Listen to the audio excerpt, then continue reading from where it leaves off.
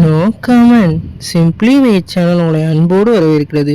இந்த வீடியோ நம்ம என்ன டிஸ்கஸ் பண்ண போகிறோம்னு பார்த்தீங்கன்னா, நம்ம தமிழ் சினிமாவில் மாஸ்டர் பீஸான மூவிஸில் எந்த படம்லாம் ஃப்ளாப் ஆயிருக்குன்னு சொல்லிட்டு ஒரு டாப் 6 மூவிஸ்லாம் எடுத்துகிட்டு வந்திருக்கோம். இந்த டாப் 6 மூவிஸ்லாம் உண்மையில ஒரு கல்ட்டான மூவி. ஆனால் தேட்டர் ரிலீஸ் ஆகையில் அது ஃப்ளாப் ஆகிருக்கும். அதை ஒன் பை ஒன் பார்ப்போம். அதுக்கு முன்னாடி நீங்கள் சேனல் புதுசாக தான் சப்ஸ்கிரைப் பண்ணுங்கள்.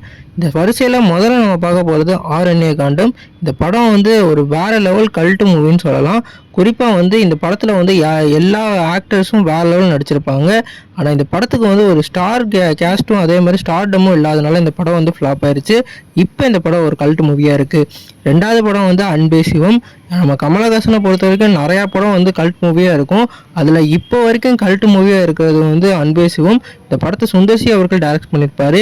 அப்போ இந்த படம் ஓடாதனால நிறையா ஃபினான்ஷியல் லாஸ்லாம் நம்மளோட சுந்தர்சிக்கு வந்துச்சு. இப்போ இது one of the cult movie. மூணாவது படம் வானம். இந்த படம் நம்ம கிரண் அவர்கள் எடுத்திருப்பாரு. இந்த படம் நம்மளோட சிம்புவோட ஆக்டிங்காகவே பார்க்கலாம். ஆனால் இந்த படமும் மல்டி ஸ்டாரடாக அப்போ ட்ரை பண்ணனால ஓடலை.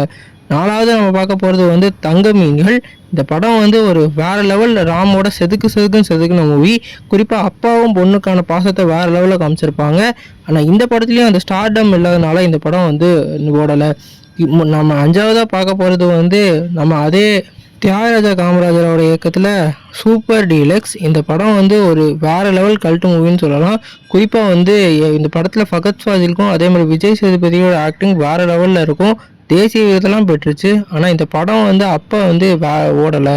இப்போ நம்ம லாஸ்ட்டாக பார்க்க போகிறது என்ஜிகே. இந்த படம் நம்ம செல்வராகவன் டைரக்ஷனில் நம்ம சூர்யா அவர்கள் லீலோவில் ப்ளே பண்ணியிருப்பாங்க.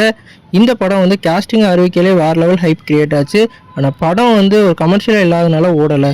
இந்த படத்தில் எந்த படம் உங்களுக்கு கல்ட்டு மூவியாக இன்னும் இருக்குன்னு சொல்லிட்டு கமெண்ட் பாக்ஸில் கமெண்ட் பண்ணிடுங்க.